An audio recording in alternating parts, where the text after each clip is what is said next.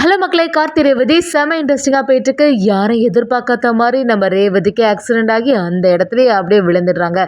அதே சமயத்தில் நம்ம இதை தெரிஞ்சுக்கிட்ட நம்ம கார்த்தியும் ஃபாஸ்ட்டாக நம்ம ரேவதியை ஹாஸ்பிட்டல் வந்து பார்க்கும்போது நம்ம ரேவதி கண் முழிச்சாங்களா. நம்ம ரேவதி கார்த்தியை பார்த்தோன்னே என்ன பண்ணாங்க? வீடியோக்குள்ளே போகிறக்கு முன்னாடி நம்ம சேனலுக்கு சப்ஸ்கிரைப் பண்ணுங்க, அப்படியே பக்கத்தில் இருக்க பெல் ஐக்கனை கிளிக் பண்ணிடுங்க. அப்போ தான் நான் போடுற வீடியோலாம் உங்களுக்கு நோட்டிஃபிகேஷனாக வரும். நம்ம கார்த்திக்கும் சாமியார் சொன்னது தான் மனசுக்குள்ளே வந்துட்டே இருக்கு. எப்படியாவது ரேவதியை பார்த்தா தான் நமக்கு நிம்மதி அப்படின்னு சொல்லிட்டு ஷோரூமில் போய் விசாரிக்கும் போது இப்போ தான் இவங்க கிளம்பி போனாங்கன்னு சொன்ன உடனே நம்ம கார்த்தியும் பக்கத்தில் எல்லாம் தேடி பார்க்கறதுக்காக ஆரம்பிக்கிறாங்க. எங்க ரேவதி வீட்டுக்கு ஒருச்சுமே பேர் போலாம் அப்படின்னு சொல்லிட்டு நம்ம ரோகிணி கிட்ட கால் பண்ணி கேட்கும்போது ரோகிணியும் இன்னும் ரேவதி இங்கே வந்த மாதிரி இல்லை அப்படி சொல்ல ஆரம்பிக்கிறாங்க. அதை கேட்ட கார்த்தி ரொம்பவே பதட்டான உடனே நம்ம மயில் வாங்கணுமோ, எப்போ நீ எதுக்கும் கவலைப்படாத, எந்த பிரச்சனையும் இருக்காது, நீ எதுக்கும் ஃபோன் பண்ணி பாரு அப்படின்னு சொல்லிட்டு நம்ம கார்த்தியும் ஃபோன் பண்ணி பார்க்குறாங்க. அப்போவும் ரேவதி ஃபோனை எடுத்த மாதிரி இல்லை. நம்ம ரேவதி ஆக்சிடென்ட் ஆன இடத்துலயே ஃபோனும் மிஸ் ஆயிடுது. அதே சமயத்தில் நம்ம ரேவதியை எப்படியாவது காப்பாற்றணும்னு சொல்லிட்டு வேற ஆட்கள் சேர்ந்து ஆட்டோவில் ஹாஸ்பிட்டலுக்கு கூட்டிகிட்டு போகிறாங்க.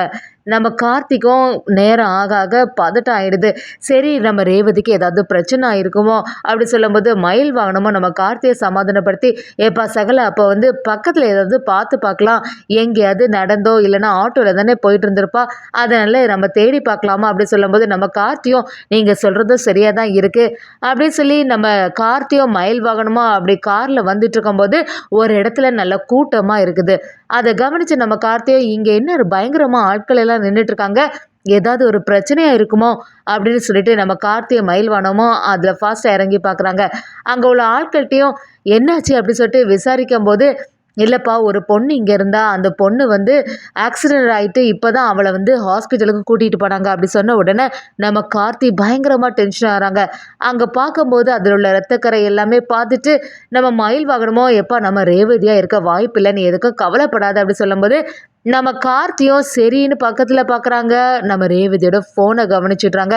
இது ரேவதியோட ஃபோன் மாதிரி தான் இருக்குது, கண்டிப்பாக அவளுக்கு தான் ஏதோ பிரச்சனை ஆயிருக்கு அப்படி சொல்லும்போது மயில் வாகனமும் என்னப்பா சொல்கிற நீ அப்படி சொன்ன உடனே நம்ம கார்த்தியும் அங்கே உள்ளவங்கள்ட்ட சரி இன்னும் ஒரு ஃபோட்டோ காட்டுறேன், இந்த பொண்ணை பாருங்களேன் அப்படி சொல்கிறாங்க.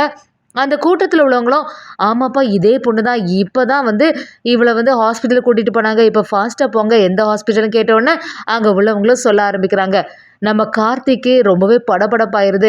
இதுக்கு முன்னாடி இதே மாதிரிப்பட்ட சுச்சுவேஷன் நம்ம கார்த்திக் ஹேண்டில் பண்ணியிருக்காங்க. அதனால அவங்களுக்கு இன்னும் கொஞ்சம் டென்ஷன் ஆகிடுது.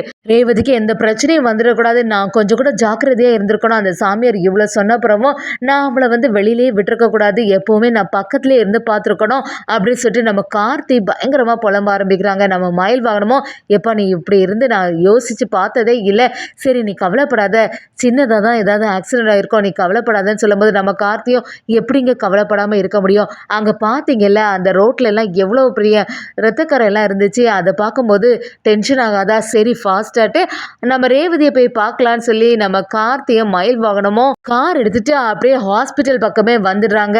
அங்கே நம்ம ரேவதியை பற்றி கேட்கும்போது ஆமாம் இப்போ தான் ஒருத்தங்களை ஆக்சிடென்ட் கேஸுன்னு சொல்லிட்டு அட்மிட் பண்ணாங்க, அங்கே தான் இருக்காங்கன்னு சொன்ன உடனே நம்ம கார்த்தியும் அந்த இடத்துல வந்து பார்க்கும்போது ரேவதியை பார்த்தோன்னே அப்படியே கதறி ஆள ஆரம்பிக்கிறாங்க. இப்படி ஒரு நிலைமை ரேவதிக்கு வரும் நான் கொஞ்சம் கூட எதிர்பார்க்கலையே அப்படின்னு சொல்லிட்டு நம்ம ரேவதியும் கார்த்தியும் சேர்ந்து இருந்த மாதிரி உள்ள நினைவுகள் எல்லாத்தையுமே யோசித்து பார்க்குறாங்க. நம்ம கார்த்தி அவளுக்கு எந்த ஆபத்துமே வந்துடக்கூடாது அப்படின்னு சொல்லி நம்ம கார்த்தியும் கடவுளை வேண்டுறாங்க. அப்படி நம்ம மயில் வாகனமாக கார்த்திட்டு வந்து எப்பா நீ இதுக்கும் கவலைப்படாத, அவளுக்கு எல்லாம் சரியாயிடும், இவ்வளோத்துக்கு ஃபீல் பண்ணாதன்னு சொல்லும்போது நம்ம கார்த்தியும் அந்த சாமியார் சொல்லும் போதே எனக்கு ஒரு மனசில் ஒரு சந்தேகம் இருந்துகிட்டே இருந்து, என்ன இருந்தாலுமே நான் ரேவதியை பக்கத்தில் இருந்தே பார்த்துருக்கணும், அவளை இந்த மாதிரி வெளியில் விட்டுருக்கவே கூடாது அப்படி சொல்லிட்டு நம்ம கார்த்திக் கதறி அழ ஆரம்பிக்கிறாங்க. அதே சமயத்தில் நம்ம ரோகிணியை மயில் வாங்கினதுட்ட என்னாச்சுங்க, என்ன இன்னும் ரேவதியும் காணல, நீங்களும் தேடி போனீங்க உங்களையும் காணல அப்படி சொல்லும்போது நம்ம மயில் வாங்கணுமோ ரோகிணி கிட்ட இல்லை ரேவதிக்கு சின்னதாக ஒரு ஆக்சிடென்ட் ஆகிட்டு அப்படி சொன்ன உடனே ரோகிணி பயங்கரமாக பதட்டம் ஆயிடுறாங்க.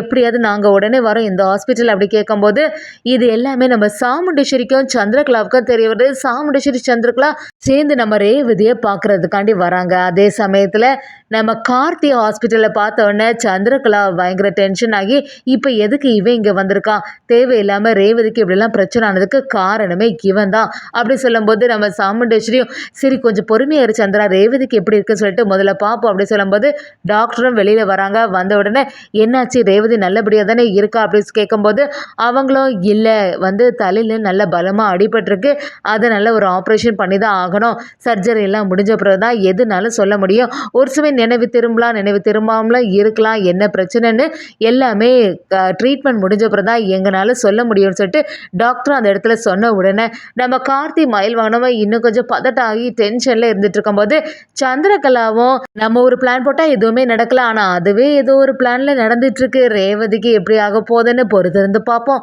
அப்படிங்கிற ஒரு எண்ணத்தில் இருக்காங்க.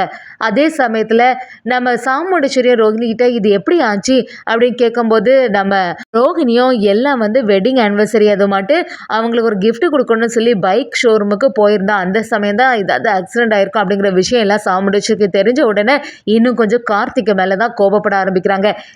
எல்லாமே ஒன்னால தான் என் பொண்ணு நல்லபடியாக இருந்திருப்பா, இந்த கல்யாண நாள் அது மட்டும் தானே இப்படி ஒரு பிரச்சனை நடந்துச்சு, என்னைக்கு உனக்கும் என் பொண்ணுக்கும் மேரேஜ் பண்ணி வச்சனோ அன்னிலேருந்து அவளோட வாழ்க்கையில் பிரச்சனையாக தான் இருந்துட்டுருக்கு, என்னடா நீ என்னைக்கு என் பொண்ணை விட்டு விலகி போறியோ அன்னைக்கு தான் என் பொண்ணு வாழ்க்கை நல்லபடியாக இருக்கும்னு சொல்லிட்டு அந்த இடத்துலையும் நம்ம சாமுண்டேஸ்வரி கார்த்தியை தான் திட்ட ஆரம்பிக்கிறாங்க.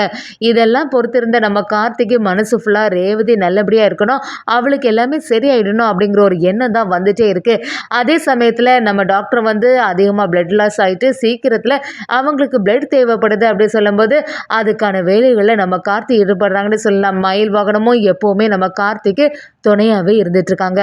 நம்ம சந்திரகலாவுக்கும் எப்போ அக்காக்காரி இன்னைக்கு ரொம்பவே சோகமாக இருக்கா, கண்டிப்பாக இவளுக்கு ஏதாவது பிரச்சனை ஆச்சுன்னா நமக்கு நல்லது தான் அப்படிங்கிற மாதிரி சரி இதை எப்படியாவது சிவனாண்டிகிட்ட சொல்லணும்னு சிவனாண்டிகிட்ட ஃபோன் பண்ணி நம்ம ரேவதிக்கு இப்படி ஆக்சிடென்ட் ஆகிட்டு அப்படிங்கிற எல்லா விஷயத்தையுமே சொல்கிறாங்க. அதை கேட்ட சிவனாண்டி என்னாச்சு சந்திரா திடீர்னு எப்படி ஆயிருக்கோம் அப்படின்னு சொல்லும்போது சரி எது எப்படி இப்போ எல்லாரும் ஹாஸ்பிட்டலில் தான் இருக்கோம் அப்படின்னு சொன்ன உடனே நம்ம சிவனாண்டி ஒரு குழப்பத்தில் இருக்காங்க. சந்திரா கிட்ட ஏற்கனவே அந்த டிரைவர் பையன் எங்களை தான் மிரட்டினா, அந்த ரேவதிக்கு ஏதாவது பிரச்சனை ஆச்சுன்னா அதுக்கப்புறமா உங்களை சும்மா விட மாட்டேன்னு சொல்லிட்டு அவன் ஏதோ நம்மளை தான் சந்தேகப்பட்டு வருவானோ அப்படிங்கிற ஒரு எண்ணத்தில் நம்ம சிவனாண்டி இருக்காங்க. அதுக்கு சந்திரகலாவும் நம்ம தான் இந்த வாட்டி எந்த பிளானும் பண்ணலை, அப்படி இருக்கும்போது எதுக்கு பயப்படணும், எல்லாம் தைரியமாக இருங்க, எல்லாம் நமக்கு சாதகமாக இருந்தால் சரி அப்படின்னு சொல்லிட்டு நம்ம சந்திரகலாவும் சிவனாண்டியும் சொல்லி வைக்கிறாங்க. சிவனாண்டியும் முத்துவேல்கிட்ட சித்தப்பா அன்னைக்கே அவன் சொன்னான்ல ஏதாவது பிரச்சனை ஆச்சுன்னா என்னோட குடும்பத்துக்கு அதுக்கப்புறமா உங்களை சும்மாவே விட மாட்டேன்னு இங்கே ரேவதிக்கு ஆக்சிடென்ட் ஆயிருக்கா அப்படி சொல்கிறாங்க. அது கேட்ட முத்துவேலும் அது எப்படி அவளுக்கு திடீர்னு ஆக்சிடென்ட் ஆகும், இப்போ எல்லா சந்தேகமும் நம்ம மேலே தானே திரும்பமா அப்படின்னு சொல்லிட்டு நம்ம முத்துவேலும் சிவனாண்டிட்ட சொல்ல ஆரம்பிக்கிறாங்க. எதுக்கும் அவன்கிட்டேருந்து ஜாக்கிரதையாக தான் இருக்கணும், அவன் மறுபடியும் நம்ம ஏதாவது தேடி வர போகிறான், நம்ம தான் இந்த வாட்டி எதுவுமே பண்ணலாம், ஆனால் நம்ம சொன்ன அவன் நம்பவா போகிறான் அப்படிங்கிற மாதிரி நம்ம சிவனாண்டியும் முத்துவேலும் யோசனையில் இருக்காங்கன்னு சொல்லலாம். அதே சமயத்தில் நம்ம கார்த்தியோட மனசு ஃபுல்லாகவே எப்படியாவது ரேவதியை காப்பாற்றிடணும், அவளுக்கு எந்த பிரச்சனையும் வரக்கூடாது அப்படிங்கிற ஒரு எண்ணத்தில் தான் அதுக்கான எல்லா வேலைகளும் ஈடுபடுறாங்க. ஒரு கட்டத்தில் நம்ம ரேவதிக்கு தலையில் அடிபட்டனால கார்த்தியோட நினைப்பெல்லாம் அவங்க மனசில் இருக்கா அப்படிங்கிறது ஒரு சந்தேகம் தானே சொல்லலாம்.